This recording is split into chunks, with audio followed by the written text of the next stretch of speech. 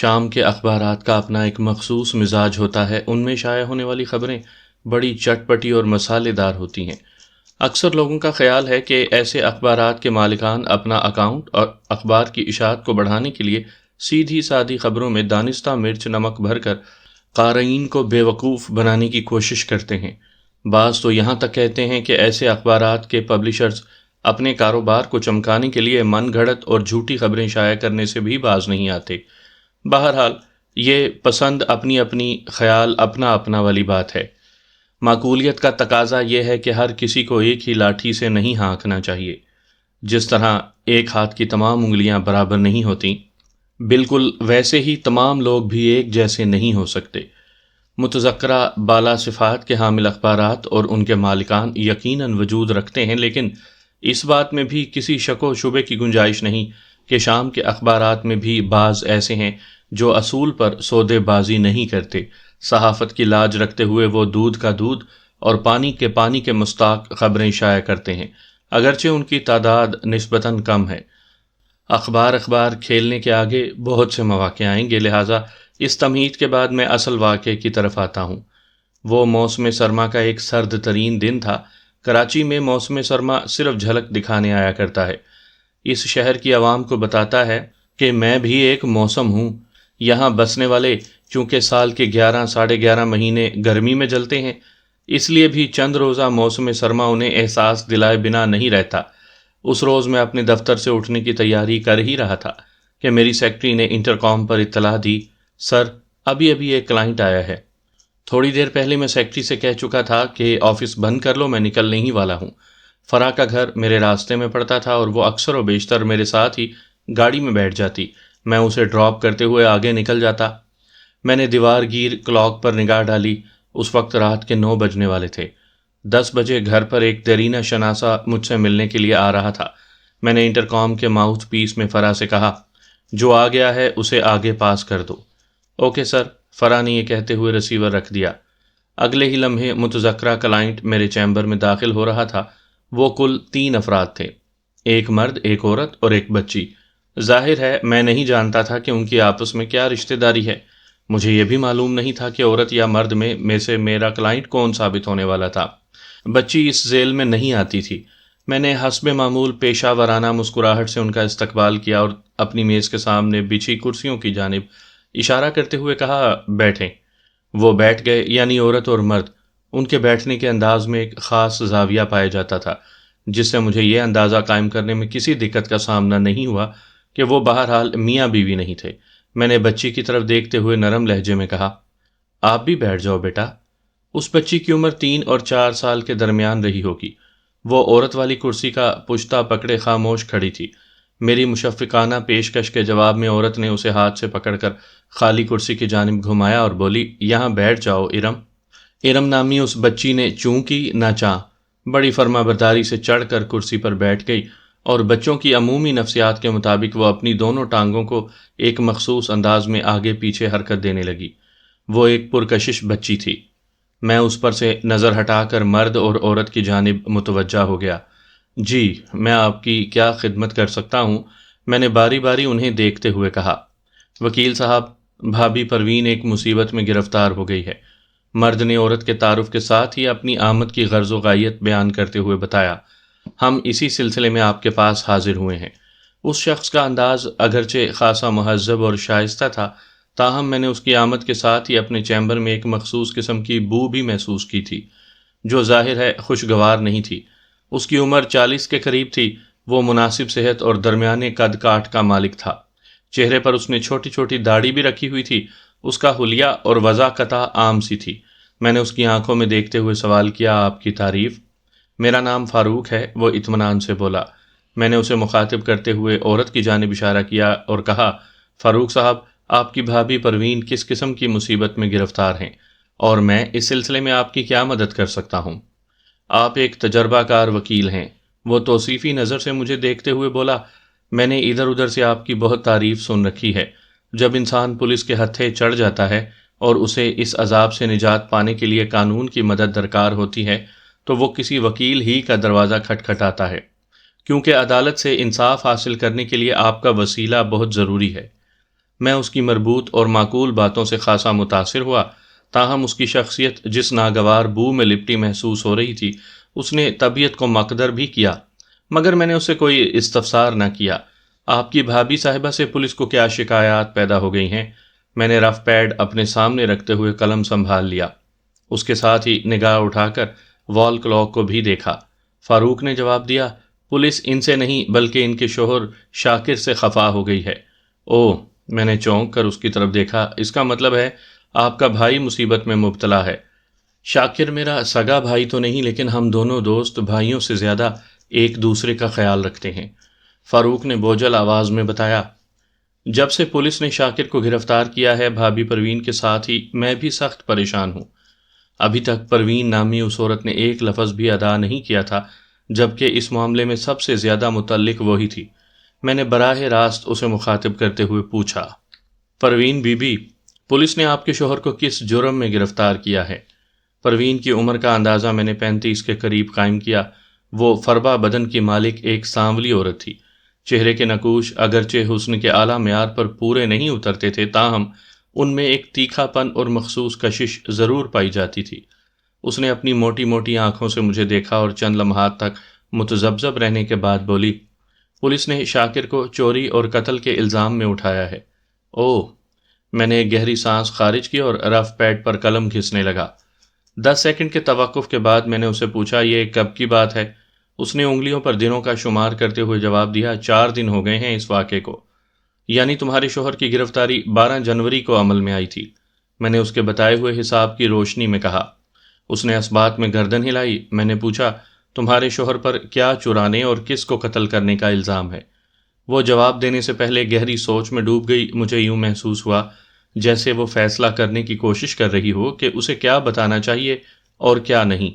تھوڑے تأمل اور تفکر کے بعد اس نے کہا، شاکر پر شہر کے معروف کالم نویس سحر بخاری کی بیوی نازنین کے قتل کا الزام عائد کیا گیا ہے۔ میں حیرت بھری نظر سے پروین کو تکنے لگا۔ سحر بخاری کے نام سے میں بخوبی واقف تھا۔ وہ شام کے ایک اخبار میں بڑے دھواں دھار سیاسی کالم لکھتا تھا۔ اخبار کے نام کا یہاں پر ذکر کرنا مناسب نہیں، کسی بھی اخبار کا کالم نویس بہت طاقتور ہوتا ہے، خصوصاً سیاسی کالم لکھنے والا۔ سحر بخاری کی بیوی اگر قتل ہو گئی تھی اور الزام شاکر پر آ رہا تھا تو اس کا یہی مطلب تھا۔ یہ کیس خاصا کانٹے دار ثابت ہوتا۔ میں نے پیڈ پر چند مختصر نوٹس لیے اور پروین کی طرف دیکھتے ہوئے پوچھا، چوری کے بارے میں آپ نے کچھ نہیں بتایا؟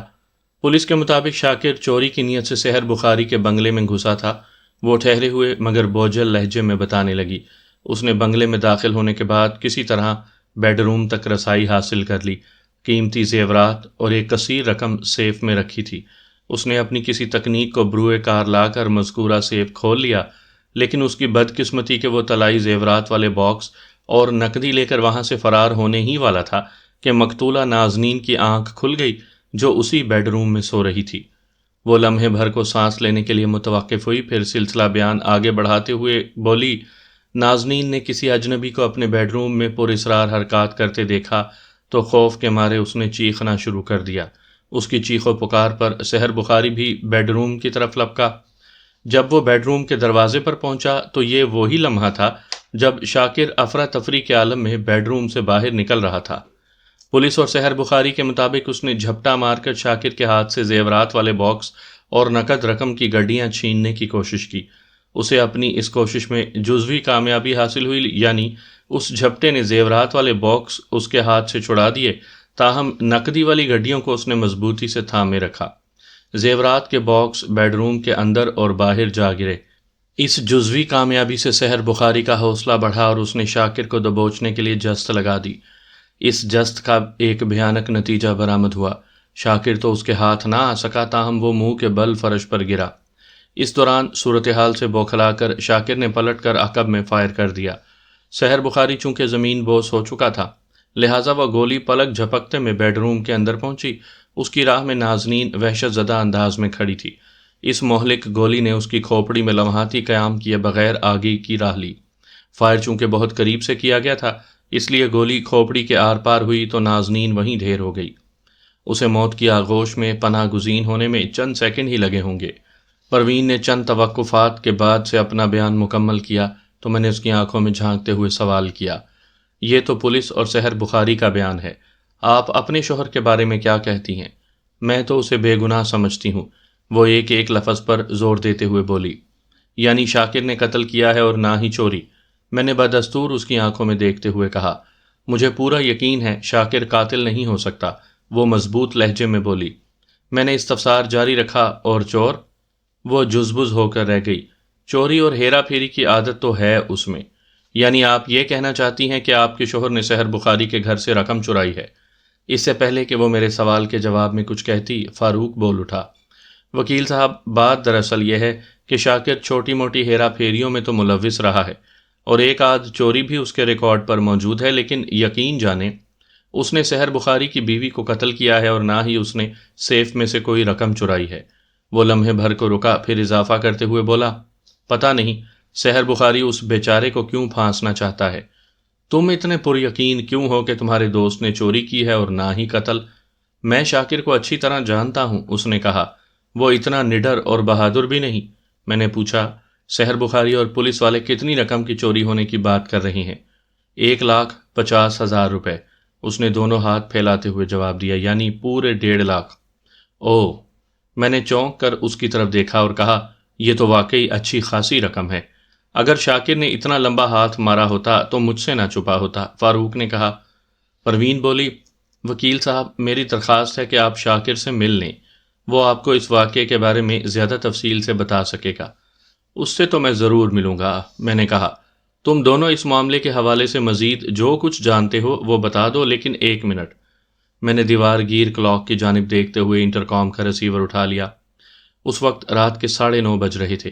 مجھے آج 10 بجے گھر تک ضرور پہنچ جانا چاہیے تھا، لیکن کلائنٹ کو بیچ منجدار کے چھوڑ دینا بھی مجھے گوارا نہیں تھا۔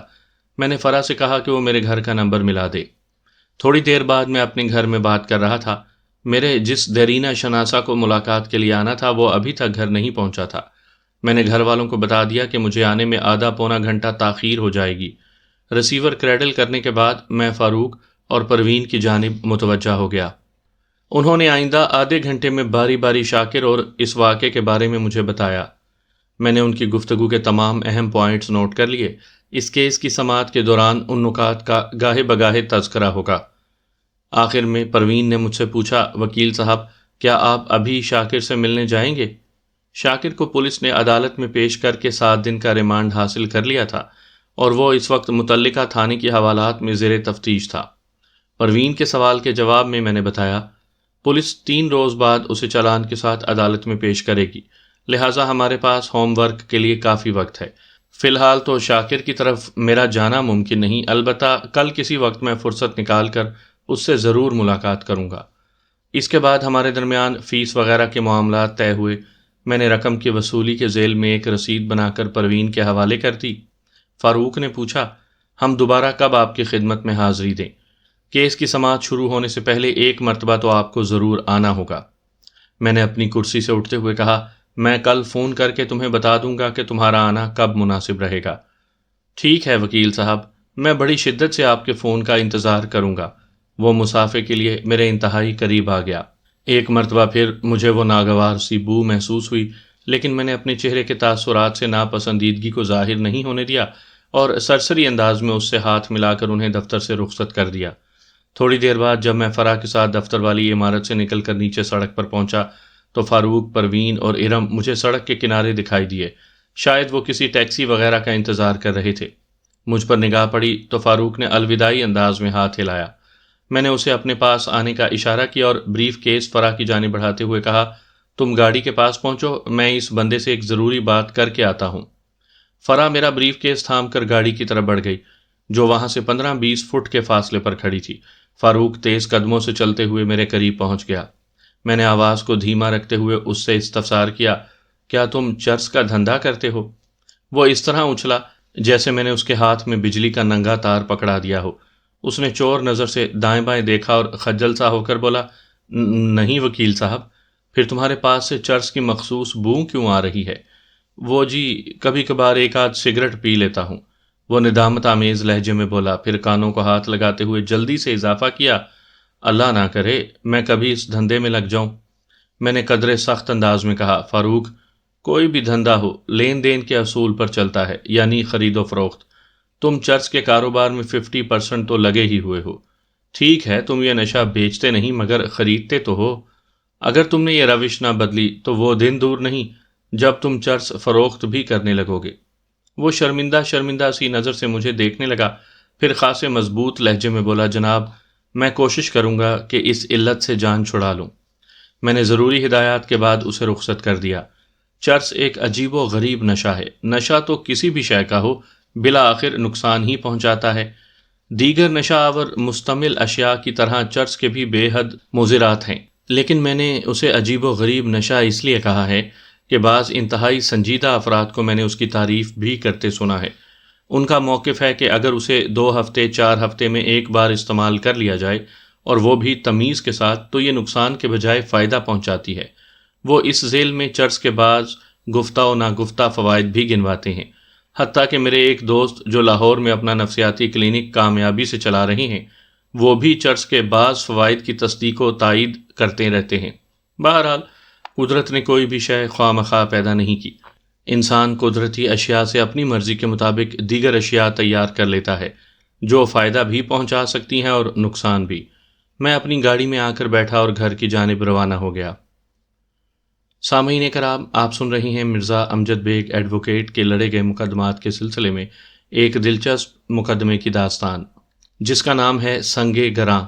یہ اس سلسلے کی پہلی قسط ہے۔ مجھے امید ہے آپ کو میری یہ کاوش پسند آئے گی۔ آپ نے اگر ابھی تک میرا چینل کہانی گھر سبسکرائب نہیں کیا تو ابھی میرے چینل کو سبسکرائب کر کے بیل نوٹیفیکیشن آن کر لیجئے تاکہ آنے والی ہر نئی کہانی کی اطلاع بر وقت آپ تک پہنچ سکے۔ آئندہ روز میں ایک مناسب موقع نکال کر متعلقہ تھانے پہنچا اور اس کیس کے ملزم شاکر سے ایک تفصیلی ملاقات کی۔ یہ بتانے کی ضرورت نہیں کہ میں نے اس تک رسائی حاصل کرنے کے لیے کون سا گر آزمایا۔ اس نوعیت کی مختلف تکنیکس کو میں گاہے بگاہے تحریر کرتا رہتا ہوں۔ لگ بھگ 1 گھنٹے کی اس ملاقات میں شاکر سے ڈھیروں باتیں ہوئیں جس سے مجھے اس کیس کو سمجھنے میں بہت مدد ملی۔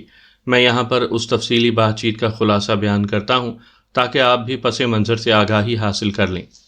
اس طولانی قصے میں سے بعض غیر ضروری امور کو میں نے حذف کر دیا ہے تاکہ آپ بوریت سے بچ جائیں۔ شاکر کی زبانی حاصل ہونے والی معلومات سے میں نے دانستہ چند باتیں فی الحال آپ سے مخفی رکھی ہیں۔ یہ کہانی نویسی کا تقاضا اور مجبوری ہے۔ بہرحال عدالتی کارروائی کے دوران مناسب مقامات پر گاہے گاہے ان باتوں کا ذکر ہوتا رہے گا۔ شاکر کی رہائش اعظم بستی میں تھی، جہاں وہ اپنے بیوی بچوں کے ساتھ ایک چھوٹے سے مکان میں رہتا تھا۔ اس کے 2 بچے تھے۔ ارم کا ذکر ہو چکا۔ موسیٰ ارم سے 1.5-2 سال بڑا تھا۔ شاکر کی خوش قسمتی کہ اسے پروین جیسی سگڑ اور سمجھدار بیوی ملی تھی۔ وہ ایک اچھا موٹر مکینک تھا اور کالا پل کے نزدیک واقع ایک ورکشاپ میں ایک ملازم کی حیثیت سے کام کرتا تھا۔ اگر انسان کے ہاتھ میں ہنر ہو تو وہ بھوکا نہیں مر سکتا۔ شاکر کے گھر میں کبھی فاقوں کی نوبت تو نہیں آئی، تاہم یہ گھرانہ تنگ دستی کا شکار ضرور رہتا تھا، اور اس کا سبب بھی وہ خود ہی تھا۔ وہ جتنا اچھا مکینک تھا، اگر ٹک کر محنت کرتا تو 1-2 سال میں اپنا ورکشاپ کھول سکتا تھا، مگر مستقل مزاجی سے کام کرنا اس کی عادت میں نہیں تھا، لہٰذا تنگ دستی مختلف محرومیوں کا روپ دھار کر اکثر و بیشتر اس کے گھر میں ڈیرا ڈالے رہتی تھی۔ فاروق بھی اسی ورکشاپ میں کام کرتا تھا جس سے شاکر وابستہ تھا۔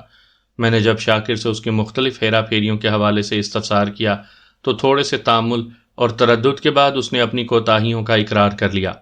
میں اسے تازہ ترین کیس کی طرف لے آیا اور پوچھا، کیا تم چوری ہی کی نیت سے سحر بخاری کے بنگلے میں داخل ہوئے تھے؟ میں آپ کو اپنا وکیل تسلیم کر چکا ہوں، وہ گہری سنجیدگی سے بولا، اس لیے کوئی جھوٹ نہیں بولوں گا۔ یہ سچ ہے کہ میں چوری ہی کے خیال سے وہاں گیا تھا۔ تمہارے راست گوئی مجھے پسند آئی۔ میں نے توصیفی نظر سے اسے دیکھا۔ وہ بولا، اگر میں آپ کو الٹی سیدھی معلومات فراہم کروں گا تو آپ کس طرح میرا کیس لڑیں گے؟ شاباش، تم ایک معقول اور سمجھدار آدمی ہو۔ میں نے اس کی آنکھوں میں دیکھتے ہوئے نرمی سے کہا، پھر پوچھا، پولیس اور مقتول کے شوہر سحر بخاری کا دعویٰ ہے کہ تم نے اس رات وہاں سے 1.5 لاکھ روپے چوری کیے۔ نازنین تمہاری گولی سے ہلاک ہوئی اور تم اس بنگلے سے فرار ہو گئے۔ پولیس اور سحر بخاری کے اس موقف میں کتنی حقیقت ہے؟ صرف اتنی کہ میں سحر بخاری کے بنگلے میں چوری کی نیت سے داخل ہوا۔ وہ مستحکم لہجے میں بولا، یعنی تم نے 1.5 لاکھ روپے چرائے ہیں اور نہ ہی نازنین تمہاری گولی سے ہلاک ہوئی ہے؟ گولی؟ اس کا لہجہ کڑوا ہو گیا۔ وکیل صاحب، آج تک میں نے کسی گن کو ہاتھ میں نہیں لیا، گولی چلانے کا مرحلہ تو اس کے بعد کا ہے۔ وقوعہ کے روز سحر بخاری کے بنگلے میں پیش آنے والے واقعے کے بارے میں تم کیا کہتے ہو؟ میں نے تیز نظر سے اسے گھورا۔ یہ تو تم بتا ہی چکے ہو کہ مذکورہ رات تم چوری کی نیت سے وہاں گھسے ضرور تھے۔ اس نے ایک گہری سانس خارج کی اور تفصیل بیان کرتے ہوئے بولا، اس رات میں بڑی آسانی سے بنگلے میں داخل ہونے میں کامیاب ہو گیا تھا، پھر اسی آسانی کے ساتھ بیڈ روم تک رسائی بھی حاصل ہو گئی، لیکن اس سے پہلے کہ میں کوئی کارروائی ڈالتا، نازنین کی آنکھ کھل گئی اور اس نے مجھے دیکھتے ہی شور مچانا شروع کر دیا۔ کہتے ہیں کہ چور در حقیقت بہت بزدل ہوتا ہے۔ واقعی ٹھیک کہتے ہیں۔ نازنین کی چیخ و پکار سنتے ہی میں سمجھ گیا کہ گڑبڑ ہو گئی ہے، چنانچہ میں الٹے قدموں اس کے بنگلے سے نکل آیا۔ اور وہ 1.5 لاکھ روپے کی چوری، نازنین کا قتل؟ میں نے ٹٹولنے والی نظروں سے اسے دیکھا۔ زیورات کے ڈبے وغیرہ وغیرہ؟ وہ تلخی سے بولا، یہ سب بکواس باتیں ہیں، مجھ پر جھوٹے الزامات عائد کیے جا رہے ہیں۔ وہ ایک لمحے کو متوقف ہوا، پھر قدرے بے بسی سے بولا، سیف تک پہنچنے اور اسے کھولنے کی تو نوبت ہی نہیں آئی، پھر میں زیورات کے ڈبے اور رقم کی گڈیاں کہاں سے نکالتا؟ میرے ساتھ تو کوئلوں کی دلالی والا معاملہ ہو گیا، حاصل وصول کچھ نہیں اور ہاتھ منہ سیاہ۔ اس طرح تو ہوتا ہے اس طرح کے کاموں میں، میں نے ذو معنی رنگ میں کہا۔ پھر پوچھا، تمہاری گرفتاری کب اور کیسے عمل میں آئی؟ مجھے اگلے روز صبح 9 بجے گھر سے پولیس نے گرفتار کیا ہے، اس نے بتایا۔ یعنی 12 جنوری کی صبح 9 بجے؟ جی ہاں، اس نے جواب دیا۔ اس حساب سے تو واردات گزشتہ رات یعنی 11 جنوری کو پیش آئی تھی۔ میں نے اچانک اس سے ایک اہم سوال کیا، پولیس کو یہ کیسے معلوم ہوا کہ پچھلی رات تم ہی سحر بخاری کے بنگلے میں نقب لگانے گئے تھے؟ انہیں یقیناً سحر بخاری ہی نے بتایا ہوگا، وہ سادگی سے بولا۔ کیا مطلب؟ میں چونک اٹھا۔ کیا سحر بخاری کو یہ بات پتہ تھی کہ اس کے بنگلے میں گھسنے والے چور تم ہو؟ وہ بڑی رسان سے بولا، میرا خیال ہے اس نے مجھے پہچان لیا تھا۔ اس کا مطلب ہے وہ تمہارا صورت آشنا ہے؟ اس نے اس بات میں گردن ہلا دی۔ میں نے تنبیہی لہجے میں کہا، دیکھو شاکر، اگر تم چاہتے ہو کہ میں سنجیدگی سے تمہارے کیس میں ہاتھ ڈالوں تو مجھ سے کچھ چھپانے کی کوشش نہ کرنا۔ وہ خاموشی سے میرے مزید بولنے کا انتظار کرنے لگا تو میں نے گمبھیر لہجے میں کہا، تمہاری اور سحر بخاری کی باہمی واقفیت اور شناسائی کس نوعیت کی ہے، مجھے کھل کر بتاؤ۔ اس نے بتایا کہ سحر بخاری اپنی گاڑی کے سلسلے میں اس ورکشاپ میں آتا رہتا تھا جہاں وہ بطور مکینک کام کرتا تھا۔ اس طرح ان میں تھوڑی بہت راہ و رسم پیدا ہو گئی، اسے شناسائی کی کاروباری قسم کہا جا سکتا ہے۔ ایک مرتبہ سحر بخاری کی گاڑی کسی کام کی غرض سے ان کے ورکشاپ آئی ہوئی تھی۔ سحر بخاری کسی وجہ سے گاڑی لینے نہ آ سکا اور ورکشاپ کے مالک سے اس نے گاڑی گھر بھجوانے کو کہہ دیا۔ سحر بخاری کا بنگلہ وہاں سے زیادہ دور بھی نہیں تھا، وہ بلوچ کالونی میں رہتا تھا۔ ورکشاپ کے مالک عبدالشکور نے اس کی ڈیوٹی لگا دی کہ وہ گھر جانے سے پہلے گاڑی کو سحر بخاری کے بنگلے پر چھوڑے گا۔ اس طرح شاکر کو سحر بخاری کا گھر دیکھنے کا موقع مل گیا۔ وہ اس کے عالی شان بنگلے کو دیکھ کر بہت متاثر ہوا تھا۔ اس تفصیل کے اختتام پر اس نے کہا، وقوعہ کی رات بیڈ روم میں مجھے دیکھ کر نازنین نے چیخنا چلانا شروع کیا تو سحر بخاری لپک کر ادھر آ گیا تھا۔ ایک لمحے کے لیے ہماری آنکھیں چار ہوئی تھیں۔ شک نہیں بلکہ مجھے یقین ہے کہ سحر بخاری نے اسی لمحے میں مجھے بخوبی پہچان لیا تھا۔ وہ لمحے بھر کو متوقف ہوا، پھر اضافہ کرتے ہوئے بولا، ازاں بعد اس نے پولیس کو میرے بارے میں بتا دیا ہوگا، چنانچہ اگلی صبح پولیس والے میرے گھر پر پہنچ گئے۔ بس اتنی سی حقیقت ہے۔ اس کے علاوہ سحر بخاری اور پولیس والے مجھے جن الزامات میں جکڑنے کی کوشش کر رہے ہیں ان کا حقائق سے کوئی تعلق نہیں۔ میں نے پوری توجہ سے ان کی بات سنی۔ وہ میرے تجربے میں آنے والا ایک منفرد نوعیت کا موکل تھا۔ میں نے اس سے پوچھا، کیا تمہیں اپنے حالات کی سنگینی کا اندازہ ہے؟ جی ہاں، میں محسوس کر رہا ہوں کہ مجھ پر بڑا کڑا وقت آن پڑا ہے۔ سحر بخاری کے بنگلے میں نقب لگانے کا خیال تمہارے ذہن میں کیوں کر پیدا ہوا؟ میں کوئی عادی چور نہیں ہوں وکیل صاحب، وہ آہستگی سے بولا، بس ایک منظر نے میری نیت میں فطور بھر دیا تھا۔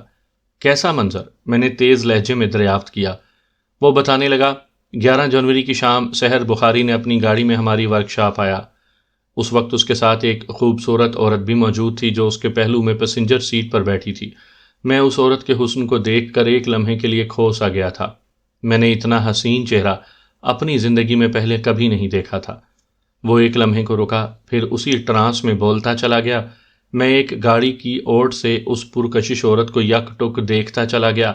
کچھ دیر بعد ایک دوسرے مکینک نے جھنجھوڑ کر میری محویت کا کھانا خراب کر دیا۔ میں نے ہڑبڑا کر اس کی طرف دیکھا تو اس نے کہا، شکور صاحب تمہیں بلا رہی ہیں۔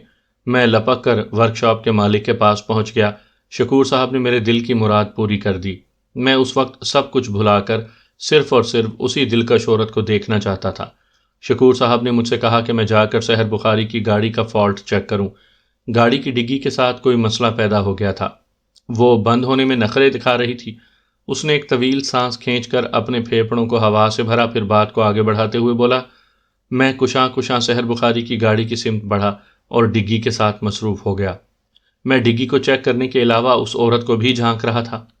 اس زاویے سے ان دونوں کی پشت مجھے دکھائی دے رہی تھی۔ اسی تاکہ جھانکی کے دوران میں نے وہ منظر دیکھا جس کا میں نے آپ سے ذکر کیا ہے۔ اس منظر نے میرا دماغ خراب کر دیا۔ وہ خاموش ہو کر دونوں ہاتھوں سے سر تھام کر گہری گہری سانسیں لینے لگا۔ میں نے کہا، اب اس دماغ خراب کر دینے والے منظر کی تفصیل بھی بتا دو۔ اس نے بتایا، میں نے دیکھا سحر بخاری اپنے گھٹنوں پر ایک سیاہ بریف کیس رکھے اس حسینہ سے رازدارانہ انداز میں باتیں کر رہا تھا۔ پتہ نہیں اس عورت نے سحر بخاری سے کیا کہا کہ اس نے بڑی احتیاط سے بریف کیس کھول لیا۔ میں تجسس کے ہاتھوں مجبور ہو کر فل ٹائم ان کی جانب متوجہ ہو گیا۔ سحر بخاری نے بریف کیس کو پوری طرح نہیں کھولا تھا۔ ادھ کھلے بریف کیس میں سے اس نے ایک طے شدہ کاغذ نکال کر اس خوب رو عورت کی طرف بڑھا دیا۔